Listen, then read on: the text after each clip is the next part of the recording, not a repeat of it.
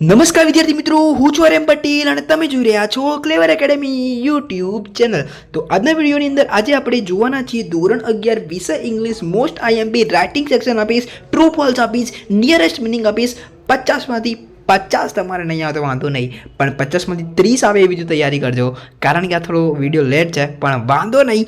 આ વિડીયો જોયા પછી તમને બહુ જ હેલ્પફુલ થવાનો છે. ઓકે, સેકન્ડ એક્ઝામ 2024ની અંદર આ વિડીયો ખૂબ જ તમને હેલ્પફુલ થવાનો છે. તો ચલો વિદ્યાર્થી મિત્રો, તમારો ટાઈમ વેસ્ટ ન કરતા વિડીયોની શરૂઆત કરીએ.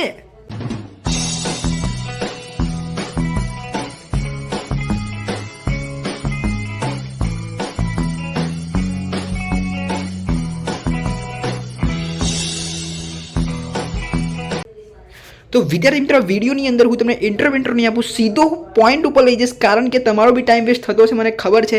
ઈમેલની અંદર આપણે જોઈએ તો ઈમેલ તમારો 5 માર્ક્સનો રહેશે. તો એ કયા કયા પ્રકારના ઈમેલ પૂછાઈ શકે છે એવું તમને કહી દઉં. તો right an email replacement of product. તો જે એક્સચેન્જ કરવાની હોય જે પ્રોડક્ટ, ધારો કે મોબાઈલ છે, ક્લોથ છે, બરાબર, પછી શૂઝ એટલે કે બૂટ બી તમારે રિપ્લેસ કરવાના હોય, ડેમેજ થઈ ગયો, મોબાઈલ ડેમેજ થઈ ગયો હોય, તો અહીંયા એ ક્લોથ જે હોય ફાટી ગયા હોય, ફાટેલું કપડું નીકળ્યું હોય, તો તમારે એક્સચેન્જ કરવાનો એક ઈમેલ તમારે ઇંગ્લિશની અંદર લખવાનો છે. આવા પ્રકારના ઈમેલ તમે પૂછાઈ શકે છે. પછી તમને અહીંયા write an email to know some information about.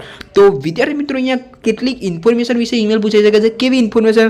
ધારો કે તમારા કઝિનના મેરેજ હોય એને લગતું કોઈ ઈમેલ હોય, પછી ધારો કે કોઈ બર્થડે પાર્ટી લગતું હોય એવો કોઈક તમને ઈમેલ પૂછાતો હોય, ધારો કે કોઈ બોર્ડ એક્ઝામની અંદર જે તમારી માર્કશીટ હોય ડુપ્લિકેટ બનાવવાની હોય એનો કોઈ ઈમેલ હોય, તો વિદ્યાર્થી મિત્રો એવી કંઈક ઇન્ફોર્મેશનના લગતા ઈમેલ તમને પૂછાતા હોય છે. પણ હું તમને માર્ગદર્શન આપું તો તમને યુટ્યુબની અંદર ઢગલાબંધ તમે એવું લખશો કે ને ઈમેલ ફોર્મેટ, બરાબર, ઈમેલ ફોર્મેટ એવું લખશો ને તો તમને ઘણા બધા વિડીયો મળી જશે. ઈમેલનું ફોર્મેટ તૈયાર કરીને જજો અને તમારા મુજબ વાક્યો 3-4 વાક્યો કરી લેજો. વાત કરીશું સેકન્ડ સ્પીચ 4 માર્ક્સમાં પૂછાશે. એમાં difference between city life and village life, આ મોસ્ટ ઇમ્પોર્ટન્ટ થશે. તમારે ડિફરન્સ જણાવવાનો છે. સિટી લાઈફમાં શું ડિફરન્ટ છે, સિટી લાઈફમાં શું બેનિફિટ છે, એન્ડ વિલેજ લાઈફમાં શું બેનિફિટ છે. પછી સિટી લાઈફમાં શું તકલીફ પડે છે, વિલેજ લાઈફમાં શું તકલીફ પડે છે, સિટી લાઈફમાં પોલ્યુશન કેવું છે, વિલેજ લાઈફમાં પોલ્યુશન કેવું છે. આવા બધા તમે પોઈન્ટ એકવાર નોંધી લેજો. ઓકે, તો ચલો વિદ્યાર્થી મિત્રો, હવે આપણે વાત કરી લઈએ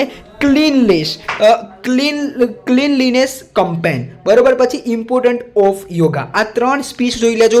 ઓકે, આ 3માંથી એક તો પૂછાઈ જશે. વાત કરીશું વિદ્યાર્થી મિત્રો હવે એસેની. તો આના ઉપર ધ્યાન ના આપતા. ઓકે, એસે ઉપર ધ્યાન આપજો. એસે કયા છે? My ambition in life, health, the precious wealth, યોગ વાળો એક પૂછાઈ શકે છે, અને ઈચ વન ટ્રી વન તમને બીજી રીતે પૂછાઈ શકે. Trees our best friend. આ ઈચ વન ટ્રી વન આવે કે ટ્રીઝ અવર બેસ્ટ ફ્રેન્ડ, આવા ટ્રી વિશે તમને જેટલું આવડતું એટલું લખી દેવાનું. ઓકે, તો આ જોઈ લેજો વિદ્યાર્થી મિત્રો. આ થઈ ગયા આપણા એસે. આઈ હોપ કે તમને ખબર પડી હશે. પછી વિદ્યાર્થી મિત્રો, હું તમને કહું તો તમને લોજિકવાળા બી એસે પૂછાઈ શકે છે. ઓકે, એટલે તમારે એવું નહીં કે આમાંથી ના આવ્યો અને બીજો તમારે લખવાનો નહીં, ગમે તે જે આવડે ને એ લખીને આવવાનું. ઓકે, આઈ હોપ કે તમને ખબર પડી હશે. હવે આપણે સીધા હું તમને ટ્રુ ફોલ્સ ઉપર લઈ જાઉં. 10 ટ્રુ ફોલ્સ છે, તમે સ્ક્રીનશોટ લઈ લેજો. અહીંયા સોલ્યુશન સાથે છે, બરોબર. અહીંયા પહેલામાં એફ નહીં આવે, ટી આવશે, બરોબર, ટ્રુ આવશે. ઓકે, જો મારાથી કોઈ મિસ્ટેક થઈ હોય ટ્રુ ફોલ્સની અંદર તો નીચે કોમેન્ટ્સ જરૂરથી જણાવજો, પણ આ એકદમ સાચા છે, બરોબર, એટલે જોઈ લેજો. આનો સ્ક્રીનશોટ લઈ લેજો એકવાર. ઓકે, આ 10 જે ટ્રુ ફોલ્સ છે એનો સ્ક્રીનશોટ લઈ લેજો, કરી લેજો તૈયાર. ઓકે, આ ખાલી પ્રેક્ટિસ માટે છે. હું એવું નથી કહેતો કે આ જ પૂછાશે, બરોબર, પણ એની હું ગેરંટી લઉં છું, આ રાઇટિંગ સેક્શનની ગેરંટી લઉં છું કે તમે કરીને જશો તો તમને હેલ્પફુલ રહેશે. હવે વિદ્યાર્થી મિત્રો વાત કરીએ નિયરેસ્ટ મિનિંગની. તો આટલા સ્ક્રીનશોટ લો, પછી હું તમને બીજા પેજ ઉપર લઈને જાઉં છું, બરોબર. જો પહેલાની અંદર એનેક્સિવ્સ આવશે, બીજાની અંદર સ્ટ્રોંગ આવશે, ત્રીજાની અંદર વીક આવશે, ચોથાની અંદર જોય, લીવ, ક્રાઇડ, લુક, થિંક, બરોબર. હું તમને ટાઈમ વેસ્ટ નહીં કરું. ઓકે, સીધા 9 અને 10 જોઈ લો. ઓકે, એની અંદર એકમાં રિસ્ક આવશે અને એક ટોર્ચર આવશે. તો જોઈ લેજો.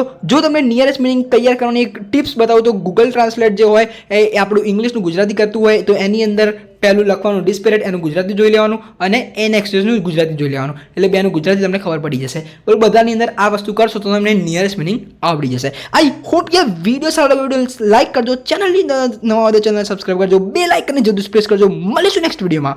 ત્યાં સુધી good bye, take care, all the best.